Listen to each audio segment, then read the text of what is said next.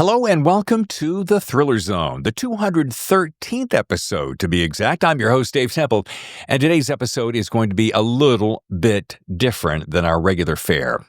You see, the interview length and style is going to be pretty much the same, but today's show is one I recorded, I'm almost embarrassed to say, 3 years ago. That's right, 2022, April to be exact.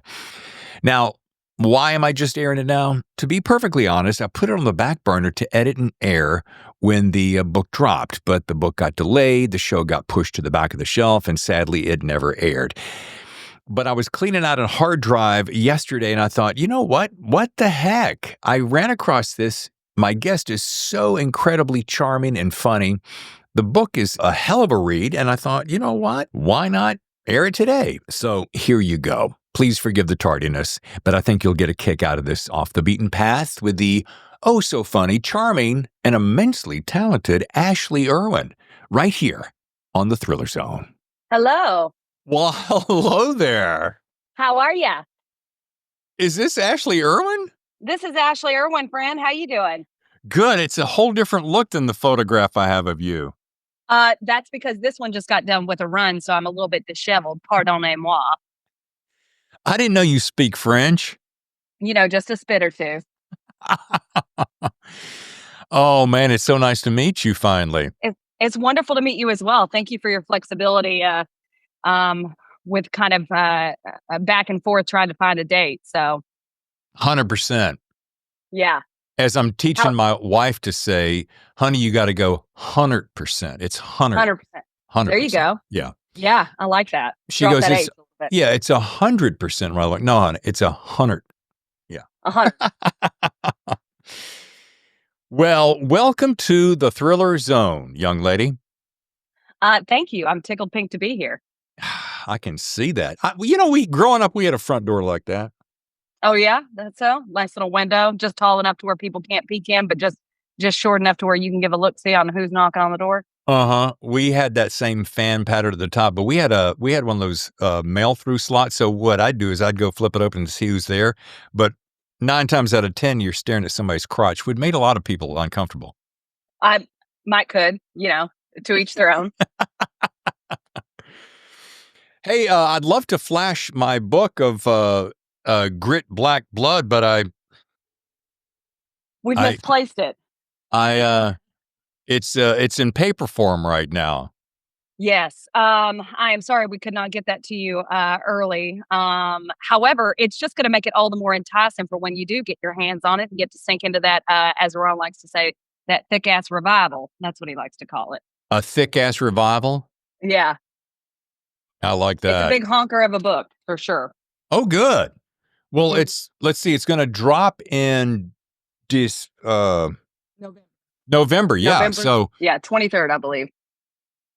Right, but just in time for Thanksgiving given. That's right. Nothing like a little violence while you're meeting with the family. Well, it gives you something to think about. It maybe distracts you from the violence that you want to commit. I have had enough of my fair share of Thanksgiving get-togethers where I'm like, I really want to put that carving knife right through Uncle's neck. Oh, really? Praise the Lord. Pass the soup.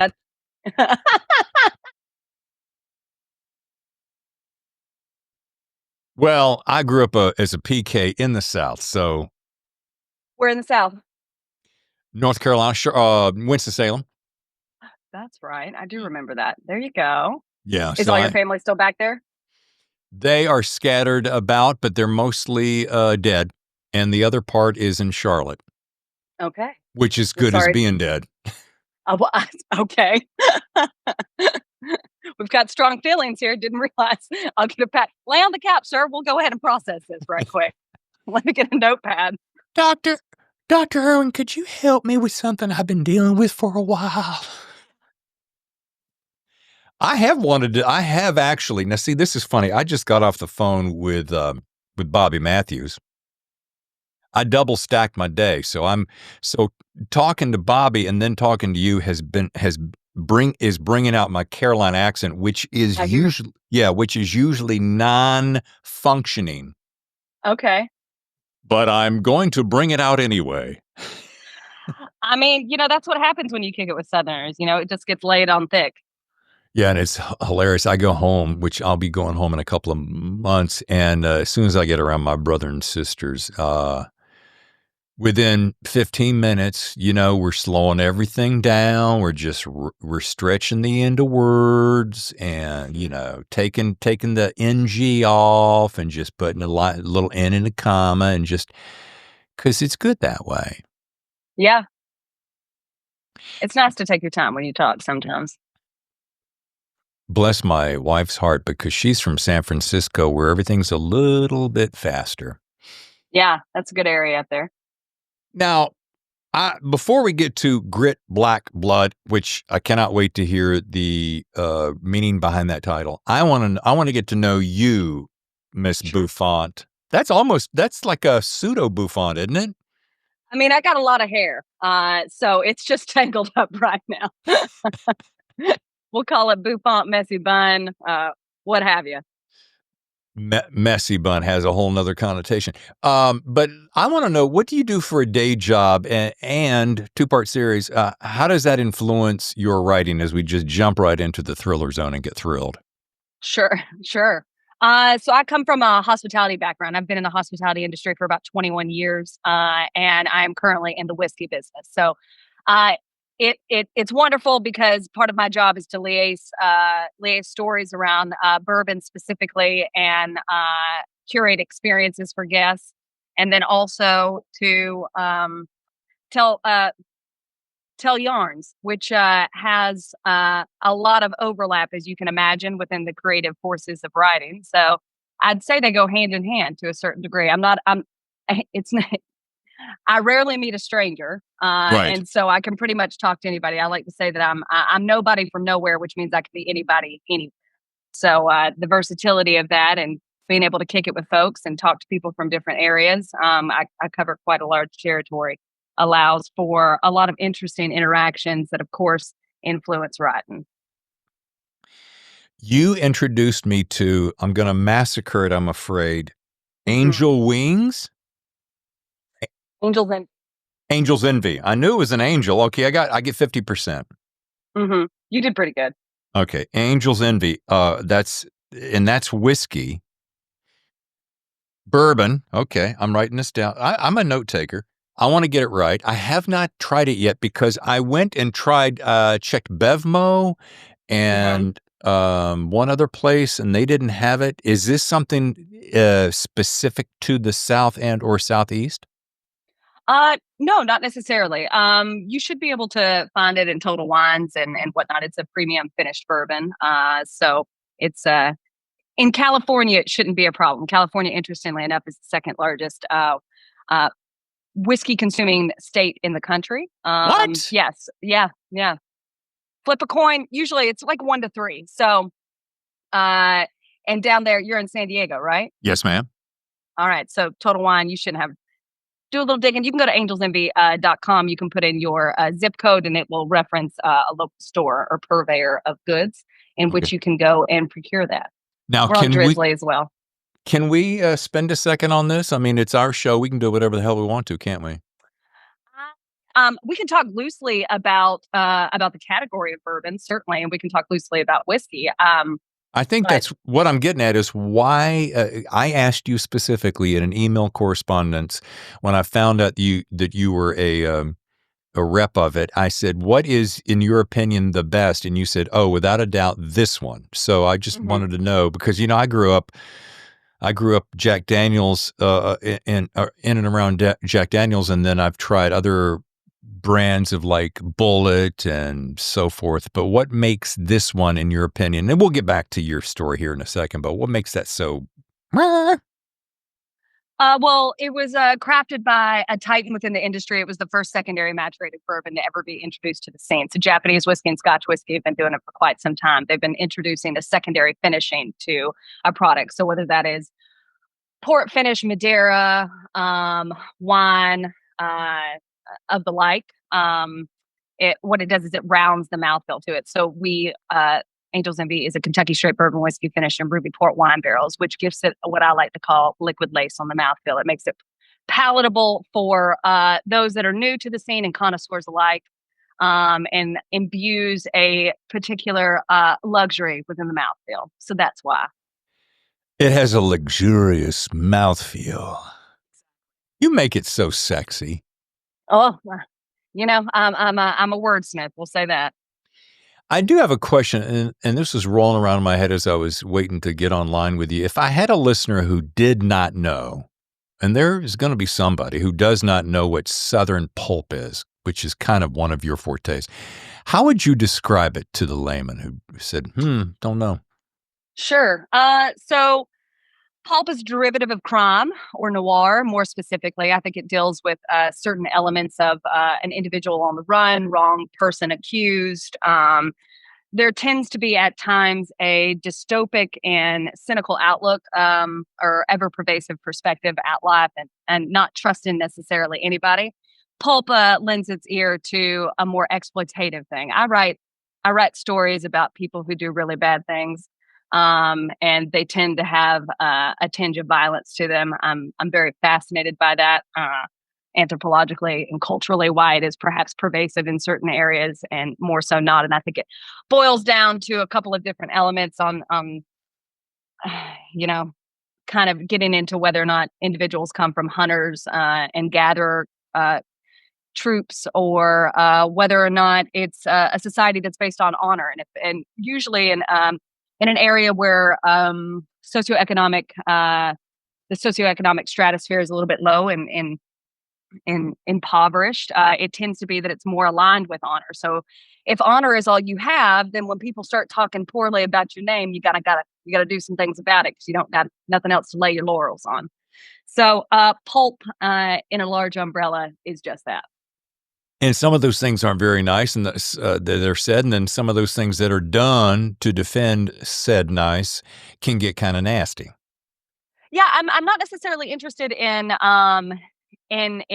the aftermath or the consequence of, but more the decision why. I think everyone can be placed in a situational ethical situation in which they get hard pressed and make some bad decisions. Yeah. You'd be surprised what people will do, or maybe you Well, wouldn't. in that moment of height of passion, some reasoning tends to fall by the wayside, and we act out of an animalistic nature. Yeah, there's an interesting quote actually that is, we would like to believe that we are, what is it? Our progenitors are angels, but in fact, our progenitors are animals. But we would like to think otherwise. Yeah. It would be a disservice to not have a little bit of an examination of the Jungian shadow, wouldn't it? Yes. And how it's pervasive within us all. So. Well, and speaking of which, we've now learned that Grit Black Blood is dropping in November, and I drug up your SoundCloud account, and I got a little tiny taste for my listeners, just a little snippet. May I share? Well, I don't know if that's the updated version. It's 30 seconds. If it sucks, we'll cut it out. You ever find yourself with a hankering for a sprawling, multi-generational honky-tonk saga spanning 60 years or so, chock full of striking miners and mountain men, and of course you gotta meet your booze runners, and gotta have your gambling addicts, and maybe a peppering of a Dixie Mafia Mason family dynasty, and there's gonna be some NASCAR, and likely there'll be an Elvis crooner, and a couple of natural disasters, and gotta have gun thugs, and well, that means unions and living. I just had so much fun listening to that. Thank you. I think I recorded that in the pandemic. Yeah, just something to do. So. And there's going to be some NASCAR. Mm-hmm. Fun fact, I spent almost 20 years, was it? Felt like 50, in Charlotte, and worked with the NASCAR. So one of the voices on NASCAR and Speed Channel and Fox. So yeah, So tell me, where did the title come from, Grit Black Blood? Because I always want to go Grit Black and Blood, but no, it's just two commas and three words, so I can't. Yeah. I was fascinated by the expansion and the founding of Kentucky in general and the type of individuals that would come to there. And um, so you would have to have a little bit of grit in order to survive homesteading and stuff.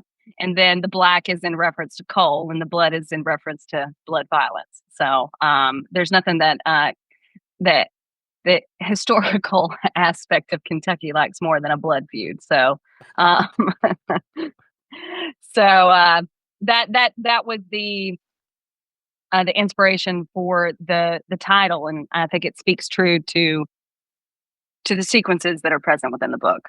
And you write a lot of short stories, I have found, and some of these periodicals I don't know at all, so I'll admit that up front. Revolution John, Switchblade Magazine, to name two. What do you think is the biggest appeal to readers of your work? Do you suppose? And because everybody's got a little bit of a hook, and people go, "Ooh, I want that hook." So, what's Ashley's hook that you would say? Yep, people always ask for this.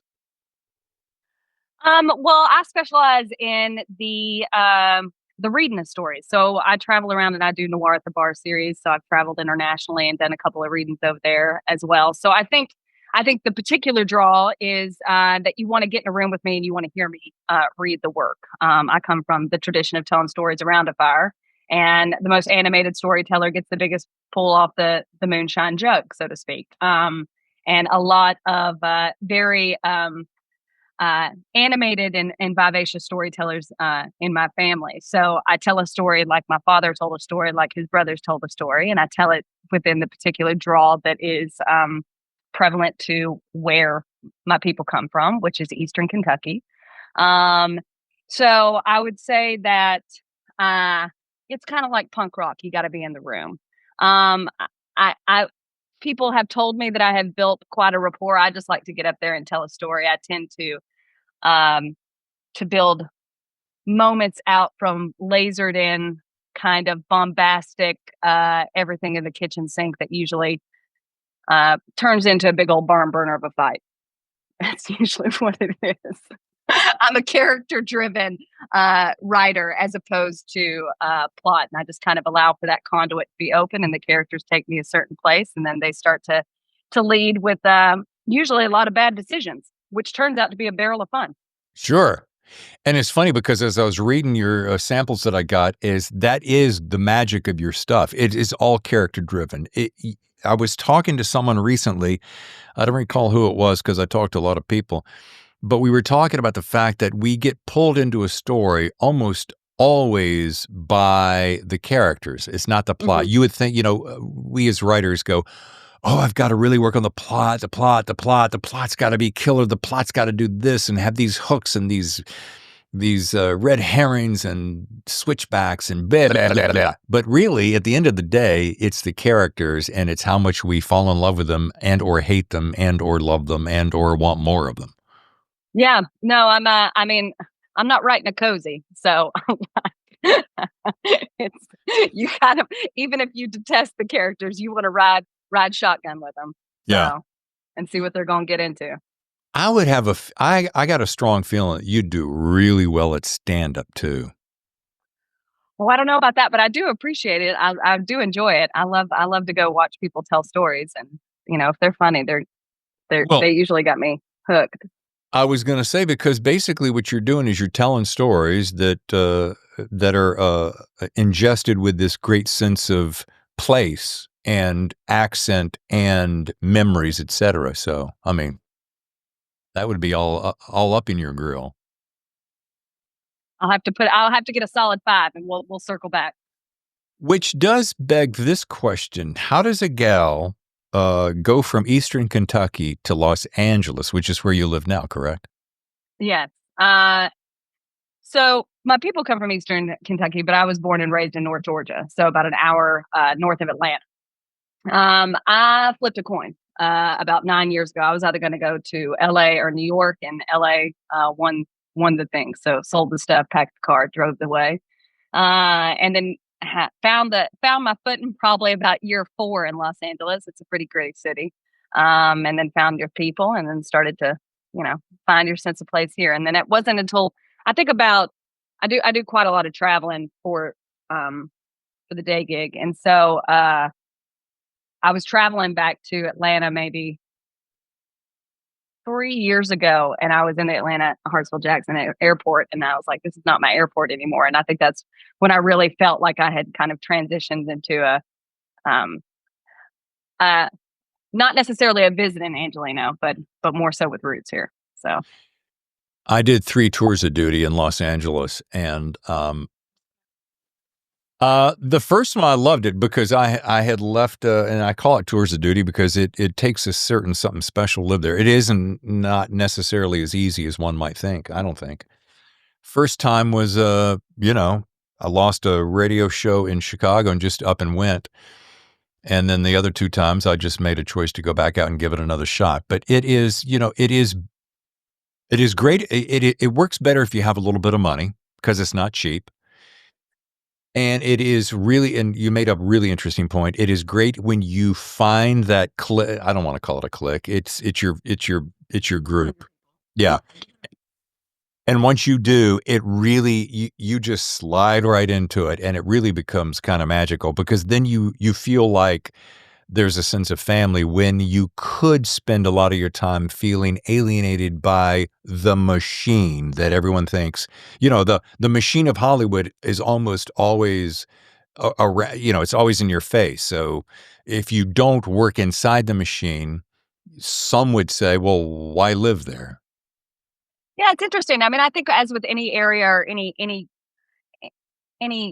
lot of people that you're getting introduced to, or you just got to lean into it. You've got to be completely all in into what the environment is, and break the bread with folks, and listen to the stories, and traverse the land. I mean, one of the beautiful aspects of the past 2 years is that I was really trying in my best way to like build a sense of community by driving everywhere that I could across the greater Los Angeles area, which is rather large. And so once you see where um, people live and where people come from, I think it lends a sense of place to who they are and what decisions they might make. And that's what I'm inherently fascinated by always. Why do people do what they do? Not necessarily the reason that's leading them to or the consequence that happens afterwards, but why did they make that choice? Hmm.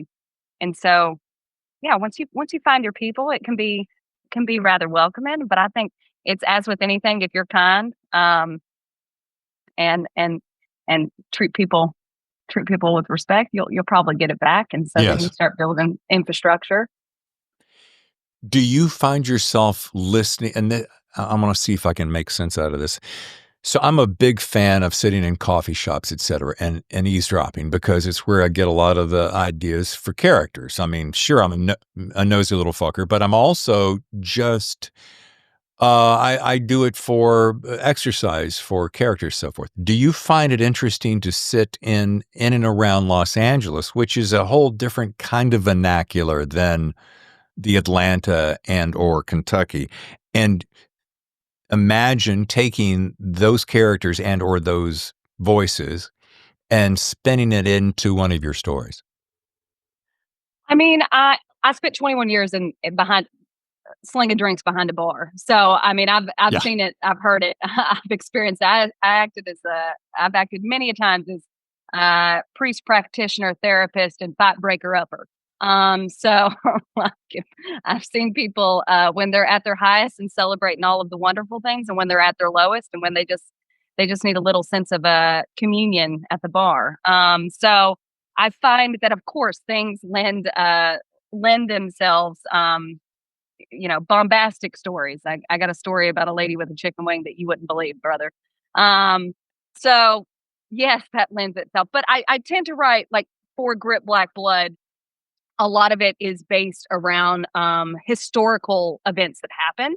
A lot of it is based around people in my family, and so and how that uh, those confluences introduce each other. But um, of course, life influences art.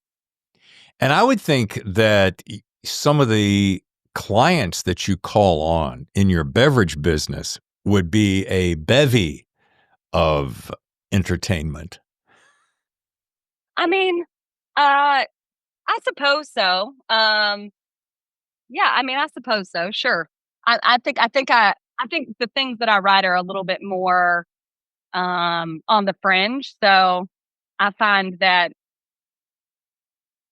I would, of course, there are hints of inspiration that will influence things. Yes. Yeah. Now I'm going to put you on the spot. I should have teed you up. And if you don't want to do this, is fine because, and I literally would say that first bit, you sent me the first 2 chapters and I would love in your voice, because I love the sound of your voice. That first section there, Enter Cowboy Mick, do you have it anywhere nearby? I'm stalling Sure. as I'm stretching this out. From that opening line right down to we better rewind. Would you read that little section for me? I would love to hear that. Sure. I mean, if you want me to read further, I can. It's a I just yarn, but want that sets the tone sure. so well. I'm going to pull my mic down. Go ahead. 1990. Enter Cowboy Mick. He'd shot 5 people that day. The lady with the bouffant, the husband to her, Red, the man who ran Reds, the fat man in front of him while waiting in line to kill Red, and me. Believed that were all that gun had given him in the years he'd towed it. 45 split through me like it's cutting hair.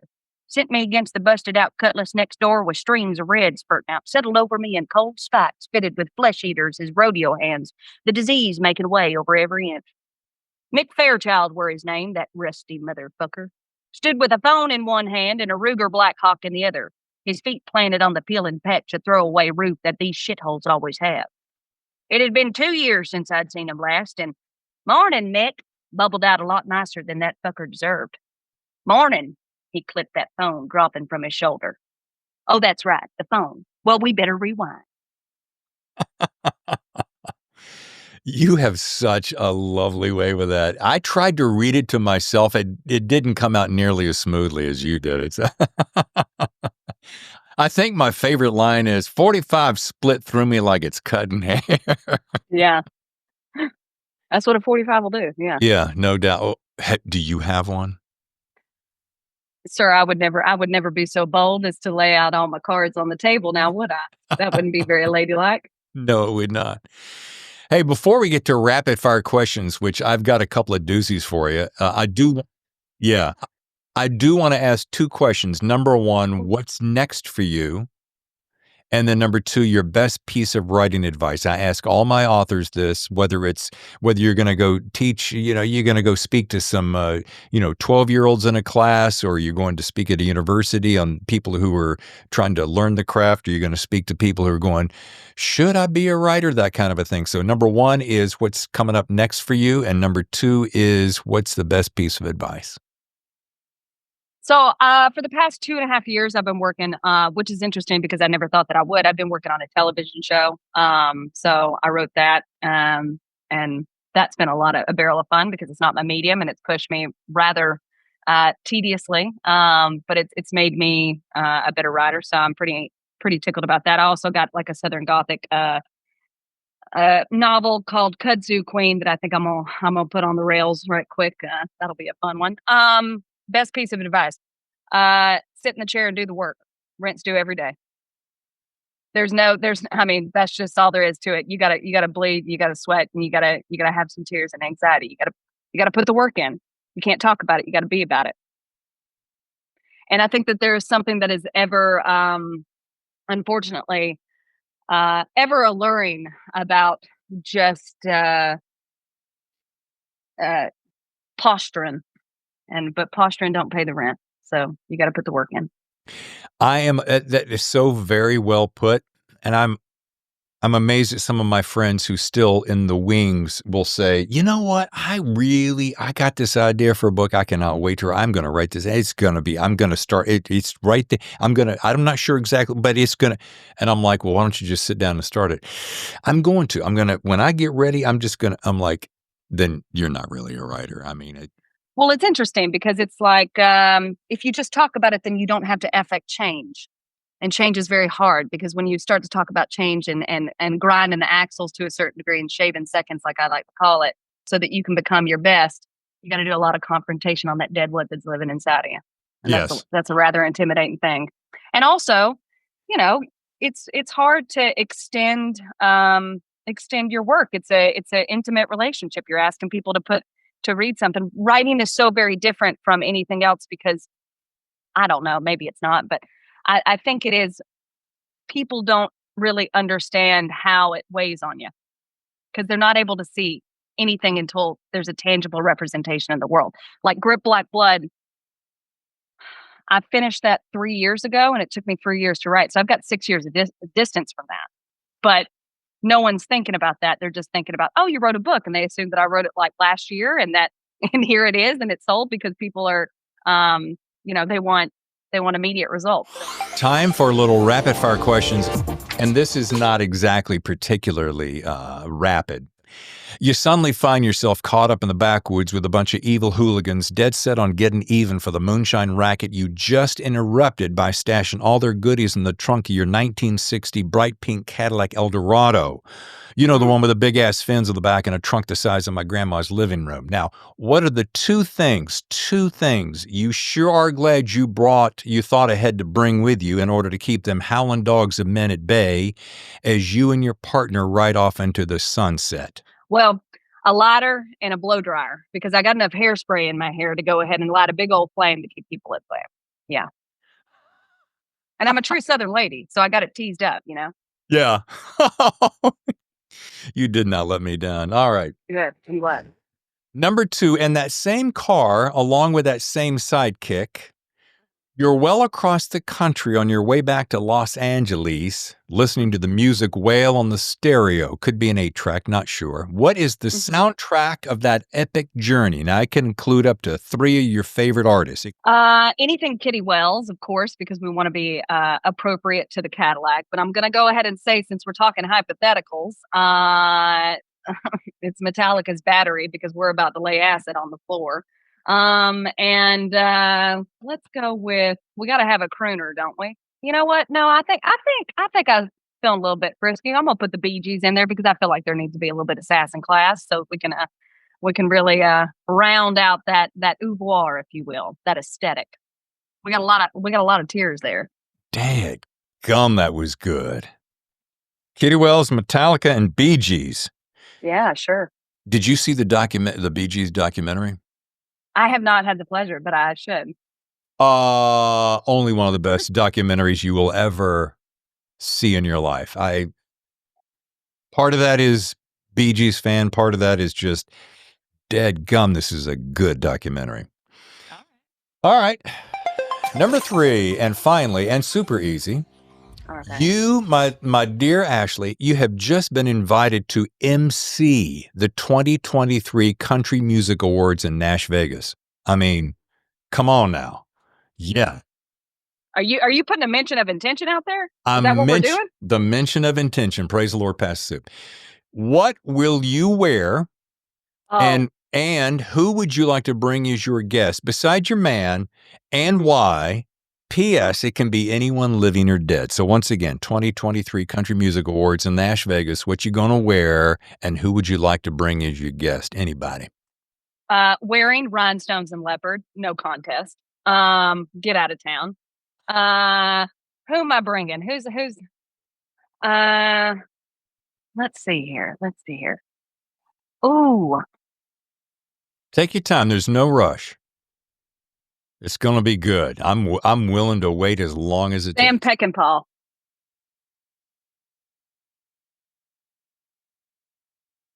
That'd be a hoot of a fun. Only. Yeah. Let's mess some things up there, old Sam. Let's get into it.